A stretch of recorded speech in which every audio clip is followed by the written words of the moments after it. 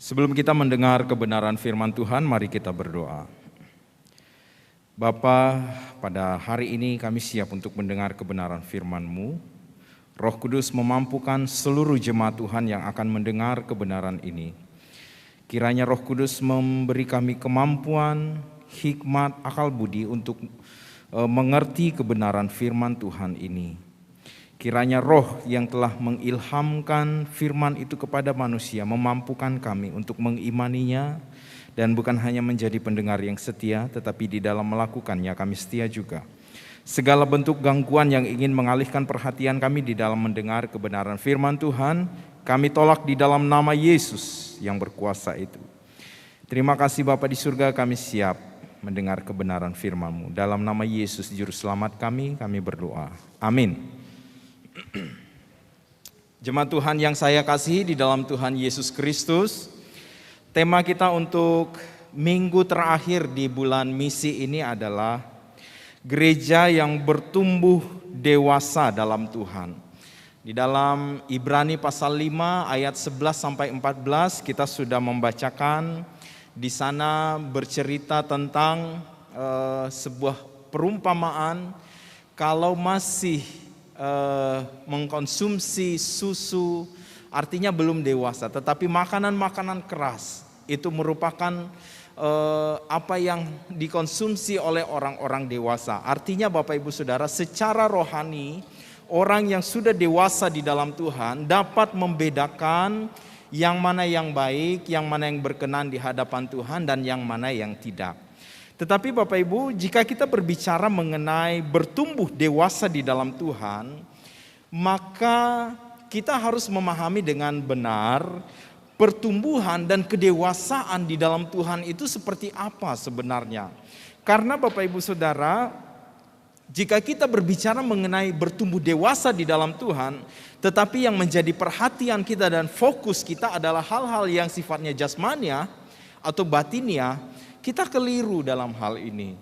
Nah, Bapak Ibu yang saya kasihi, berbicara mengenai bertumbuh secara rohani, dewasa di dalam Tuhan, bukan berbicara mengenai jumlah anggotanya, bukan juga berbicara mengenai fasilitas-fasilitas mewah yang dimiliki oleh gereja, bukan juga mengenai program-program hebat yang telah dirancang oleh gereja, bukan juga mengenai jumlah dana yang begitu banyak harus dikelola oleh gereja. Tetapi Bapak Ibu Saudara, kalau hal-hal batiniah ini saja kita perhatikan dan kita perbaiki, bahkan kita tingkatkan, mengapa tidak dengan hal-hal yang sifatnya rohani? Mengapa tidak dengan sifat-sifat rohani harus kita tingkatkan, harus kita perbaiki juga. Nah Bapak Ibu, salah satu strategi iblis untuk menyesatkan orang-orang percaya di dalam gereja, dan ini lumayan efektif, strateginya adalah menyelewengkan arti dari kedewasaan di dalam Tuhan itu. Nah, artinya begini Bapak Ibu Saudara, iblis senang jika gereja memiliki pandangan bahwa memiliki pandangan yang dangkal mengenai kedewasaan. Iblis senang jika orang percaya memiliki pemahaman bahwa ukuran pertumbuhan dan kedewasaan itu adalah rajin berdoa, rajin membaca firman Tuhan, rajin beribadah, rajin bersaat teduh, rajin membaca firman Tuhan, rajin pelayanan dan sebagainya. Ya, Bapak Ibu Saudara, ini adalah makna yang sangat dangkal dari kedewasaan. Mengapa saya katakan seperti itu? Kalau kita mau melihat, ada kelompok manusia di dunia ini yang pernah melakukan hal-hal yang saya sebutkan itu dengan sangat baik, bahkan hampir sempurna Bapak Ibu Saudara. Mari kita lihat kelompok Farisi dan ahli Taurat. Mereka adalah orang-orang yang dalam melakukan ibadat, dalam melakukan pelayanan, dalam berdoa, dalam membaca kitab Taurat, mereka hampir bahkan dikatakan nyaris sempurna di dalam melakukannya. Sangat disiplin, sangat teliti, sangat konsekuen melakukannya. Tetapi Bapak Ibu Saudara, ketika mereka bertemu dengan Tuhan Yesus, mereka hanya mendapat gelar orang-orang munafik. Nah, jadi Bapak Ibu jelas sekali bahwa rajin membaca firman Tuhan, rajin melayani dan sebagainya bukanlah ukuran kedewasaan. Tetapi bukan berarti hal-hal ini tidak penting Bapak Ibu Saudara. Ini sangat penting, tetapi bukan menjadi ukuran kedewasaan. Bapak Ibu, pada hari ini kita akan melihat kedewasaan rohani seperti apa, atau standar dari kedewasaan rohani itu seperti apa. Nah, Bapak Ibu, dari pemaparan firman Tuhan yang akan saya bagikan buat kita semua pada hari ini, mari kita melihat orang yang dewasa di dalam Tuhan itu standar kehidupannya jelas.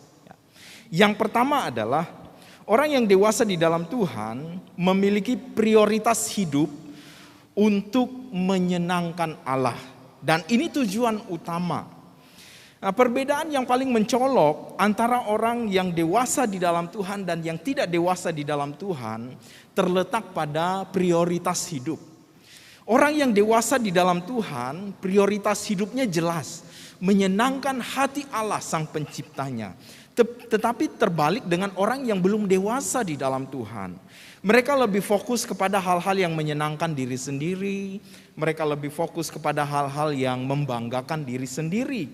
Dan itu bukanlah tujuan Tuhan bagi kehidupan kita, Bapak Ibu Saudara. Nah, kalau kita melihat bagaimana tujuan hidup kita ini bisa digunakan untuk menyenangkan hati Allah. Bapak Ibu yang saya kasihi di dalam Tuhan Yesus, mengapa tujuan utama hidup kita adalah menyenangkan Tuhan? Karena itulah tujuan Allah menciptakan kita. Allah menciptakan manusia, Allah menciptakan saya dan Bapak Ibu Saudara untuk kesenangan Tuhan. Nah, bagaimana cara kita di dalam kehidupan kita menyenangkan hati Tuhan? Orang yang dewasa di dalam Kristus akan menyenangkan Allah dengan cara mengasihi Tuhan lebih dari segalanya. Dan saya pikir Bapak Ibu Saudara, ini kerinduan terbesar Allah bagi manusia untuk mengasihi Dia di atas segalanya. Lalu yang lain, mempercayai Allah sepenuhnya, ya. Percaya kepada Allah di dalam segala hal. Mentaati Allah sepenuh hati, tidak setengah-setengah hati. Lalu bersyukur kepada Allah terus-menerus di dalam segala keadaan. Hal ini yang membuat Allah senang dengan kita.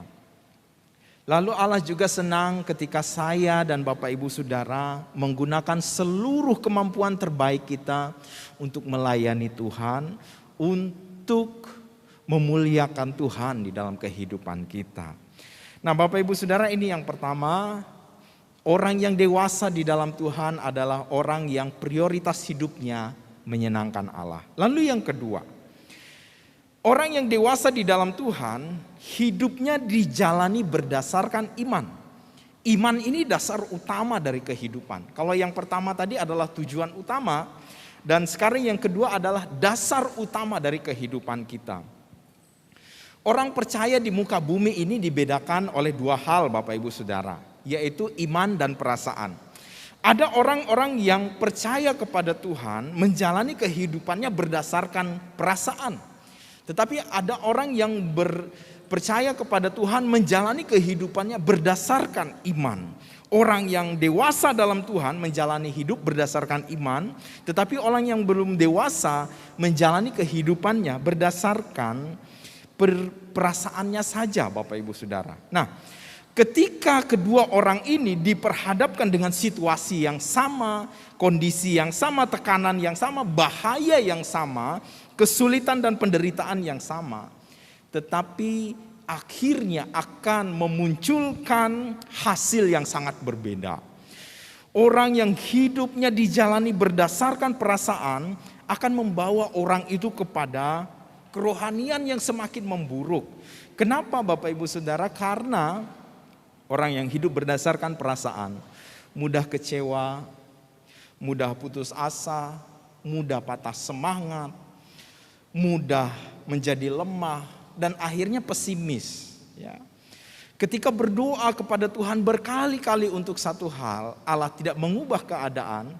Orang yang hidup berdasarkan perasaan akan mengklaim Tuhan tidak bisa berbuat apa-apa. Buktinya Tuhan gak bisa mengubah keadaan kita dan kita sudah berdoa. Nah, ini berbahaya sekali Bapak Ibu Saudara. Tetapi terbalik dengan orang yang menjalani hidup berdasarkan iman. Mereka memiliki pengharapan, mereka tetap ada sukacita, ada semangat, tetap optimis, dan selalu memiliki perasaan yang positif. Ketika berdoa untuk satu bagian, sampai waktunya Tuhan belum menyatakan hal-hal yang berbeda, orang yang menjalani hidup berdasarkan iman akan terus percaya bahwa Tuhan baik, segala pengaturan Tuhan indah pada waktunya. Nah Bapak Ibu yang saya kasihi, kita harus meletakkan apa yang kita ketahui dan imani di depan apa yang akan kita rasakan. Artinya begini Bapak Ibu Saudara, perasaan kita harus dituntun oleh apa yang kita ketahui dan apa yang kita imani tentang Allah. Kalau Bapak Ibu Saudara tahu Allah itu maha kasih, setia, maka imanilah itu. Apapun keadaan kita, percaya Tuhan tetap mengasihi kita, percaya Tuhan tetap setia menyertai kita. Yang ketiga Bapak Ibu yang saya kasih di dalam Tuhan Yesus, orang yang dewasa di dalam Tuhan akan hidup di dalam kasih. Kasih ini merupakan perintah utama, ya. Nah, Bapak Ibu kalau berbicara mengenai kasih, kita udah sering kali mendengar pengajaran tentang kasih. Tetapi sekali lagi saya ingatkan bahwa mengasihi ini bukan perbuatan pilihan yang ditawarkan oleh Allah kepada kita. Bukan sebuah pilihan, tetapi perbuatan wajib yang harus menjadi bagian hidup kita. Ya. Jadi Bapak Ibu Saudara nggak boleh memilih-milih, saya mau mengasihi atau tidak. Tapi Bapak Ibu Saudara kita wajib mengasihi. Orang yang dewasa dalam Tuhan akan memprioritaskan hukum pertama dan utama ini dalam kehidupannya. Nah, perbuatan kasih ini Bapak Ibu Saudara adalah bentuk kepedulian kita terhadap sesama kita. Nah, kepedulian ini sendiri meliputi peduli terhadap penderitaan orang lain, kita peduli terhadap kebutuhan orang lain, dan yang terakhir kita peduli terhadap keselamatan orang lain. Memang mengasihi Bapak Ibu Saudara tidaklah mudah untuk dipraktekkan. Walaupun mudah dan sangat gampang untuk dibicarakan bahkan diajarkan, tetapi di dalam mempraktekannya ini sulit sekali. Kita akui ini sulit sekali. Tetapi Bapak Ibu Saudara, keadaan sulit tidak boleh menjadi alasan bagi kita untuk tidak melakukan perintah Allah ini. Nah, bagaimana orang yang dewasa dalam Tuhan yang hidup di dalam kasih, hidup di dalam kasih menjalani hidup mereka? Orang yang hidup di dalam kasih akan selalu berbuat baik kepada siapa saja. Bapak Ibu Saudara, saya dan Bapak Ibu Saudara harus mempraktekkan kasih itu di dalam kehidupan kita. Berbuat baik kepada siapa saja Bapak Ibu Saudara. Bahkan kepada orang-orang yang melakukan hal-hal yang tidak baik kepada kita. Harus berbuat baik. Enggak boleh, firman Tuhan melarang kita membalas kejahatan dengan kejahatan. Maka harus berbuat baik kepada siapa saja. Orang yang hidup di dalam kasih juga akan menerima sesamanya apa adanya. Contohnya pasangan suami istri. Bapak Ibu Saudara, kekurangan dari suami harus diterima oleh istri. Istri juga demikian sebaliknya, harus menerima kekurangan pasangannya. Ada hal-hal yang tidak benar dilakukan, harus diterima, harus dimaafkan. Dan itulah pengorbanan kita Bapak Ibu Saudara. Yang berikut, orang yang hidup di dalam kasih, perkataannya penuh dengan kasih. Coba Bapak Ibu Saudara bayangkan, selama ini perkataan Bapak Ibu Saudara, perkataan kita seperti apa? Apakah perkataan kita selalu membangun? Apakah selalu memberkati? Apakah perkataan kita positif? Atau sebaliknya, menjatuhkan, menyakitkan, melukai, ya, menghina, merendahkan. Bapak Ibu Saudara, saya mau ingatkan, pada saatnya nanti, setiap perkataan yang keluar dari mulut kita harus kita pertanggungjawabkan di hadapan Tuhan. Di dalam Matius pasal 12 ayat 3 bagian 36 mengatakan, Tetapi aku berkata kepadamu, setiap kata sia-sia yang diucapkan orang harus dipertanggungjawabkannya pada hari penghakiman. Oleh karena itu Bapak Ibu Saudara, di dalam mengucapkan kata-kata, pilihlah bahasa kata-kata yang sopan, yang membangun, dan yang memotivasi. Orang yang hidup di dalam kasih juga suka mengampuni. Ya, firman Tuhan mengajarkan kita bagian ini. Supaya kita selalu mengampuni, memaafkan orang. Berapa kali Bapak Ibu Saudara, nggak ada batas waktu, nggak ada batasan. Nah, yang terakhir, orang yang dewasa di dalam Tuhan akan hidup untuk misi Allah. Misi ini tugas utama. Banyak orang mengatakan bahwa penginjilan ini tugas orang-orang tertentu, Bapak Ibu. Banyak orang mengatakan penginjilan itu sebuah karunia. Jadi orang-orang khusus saja yang menginjili. Jadi orang-orang yang punya karunia saja yang boleh menginjili. Nah, kita yang lain gak punya karunia, hanya mendukung di dalam doa dan dana. Bapak Ibu, saya mau sampaikan, jika kita masih memiliki pemahaman seperti ini, maka kita sedang dalam penyesatan iblis. Ya. Menginjili itu gak perlu karunia. Menginjili itu bukan sebuah karunia khusus, ya. Tetapi Bapak Ibu Saudara, penginjilan adalah tugas semua orang. Semua orang yang percaya kepada Tuhan wajib untuk memberitakan Injil. Nah, orang yang dewasa di dalam Tuhan akan menjadikan misi Allah sebagai misinya juga. Ya. Allah pada dasarnya ingin semua orang percaya terlibat dan bergabung dalam misinya, memberitakan Injil di dalam dunia ini. Nah, ini merupakan tugas semua orang percaya. Tetapi Bapak Ibu Saudara, walaupun ini tugas semua orang percaya, ada bagian yang harus saya dan Bapak Ibu kerjakan secara pribadi, bukan secara kelompok. Misi yang Yesus kerjakan di dunia ini harus kita lanjutkan sebagai tubuh Kristus yang ada di dunia ini. Bapak Ibu Saudara, ketika setiap orang bergabung dalam terlibat dalam misi Allah, maka kita telah hidup untuk memuliakan Allah. Mengapa misi ini begitu penting Bapak Ibu Saudara? Mengapa penginjilan ini begitu penting? Mengapa memberitakan kabar baik ini begitu penting? Karena misi kita adalah kelanjutan dari misi Yesus Kristus di dunia ini. Misi kita adalah hak istimewa yang mengagumkan, dipakai oleh Allah, merupakan kehormatan yang luar biasa. Menuntun orang pada keselamatan adalah hal terbesar yang saya dan Bapak Ibu Saudara kerjakan bagi mereka. Misi kita memiliki makna yang kekal. Misi kita juga menjadikan hidup kita bermakna di hadapan Tuhan. Dan yang terakhir, misi ini tentu berkaitan dengan jadwal Allah untuk mengakhiri sejarah umat manusia. Oleh karena itu Bapak Ibu Saudara, mari tangkap setiap kesempatan untuk memberitakan kabar baik kepada orang lain. Ada yang harus kita lakukan secara kelompok, tetapi ada bagian kita sendiri-sendiri dalam melakukan bagian ini.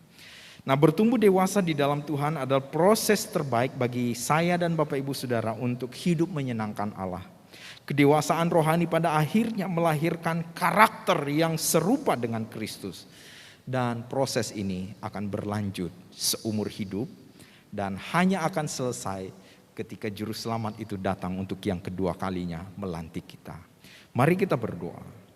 Bapa di surga, terima kasih untuk firman-Mu buat kami hari ini, mengingatkan kami kembali bahwa sangat penting dan kerinduan Allah agar kami semua mencapai kedewasaan di dalam Kristus. Dan tentu kami sadari proses untuk menjadi dewasa ini akan terus berlanjut sampai seumur hidup. Ajar kami untuk mengikuti setiap prosesnya, berusaha, ada komitmen yang kuat, mau bertumbuh di dalam Tuhan, mau dewasa di dalam Tuhan. Sehingga kehidupan kami benar-benar memuliakan Tuhan, menyenangkan Tuhan. Dan tujuan Allah dalam kehidupan kami dapat tercapai. Dalam nama Yesus Juru Selamat kami yang hidup, kami berdoa. Amin.